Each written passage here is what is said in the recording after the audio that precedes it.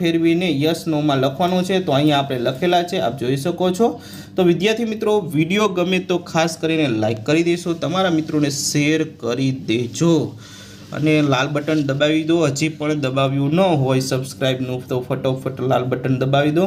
Video જોવાની મજા આવતી હોય, કારણ કે એક જ વિડીયોની અંદર આપણે સંપૂર્ણ સોલ્યુશન લઈ લીધું છે। જો તમારે ધીરે ધીરે સ્વપોથી પૂરવાની હોય તો તમે વિધિદાન આ વિડીયોને સેવ કરી રાખીજો, કારણ કે તમારે બાદમાં છે આની લિંક જાળવી રાખજો, બરાબર। તમે આને વોટ્સએપમાં કોઈને લિંક શેર કરીને જાળવી રાખશો, જેથી કરીને તમારે છે આ ફરી વખત ગમે ત્યારે વિડીયો જોવો હોય તો તમે જોઈ શકો છો।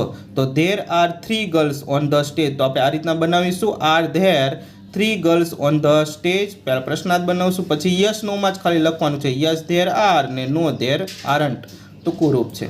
એવી જ રીતના બીજું છે કે ધેર ઇઝ એન અમ્બ્રેલા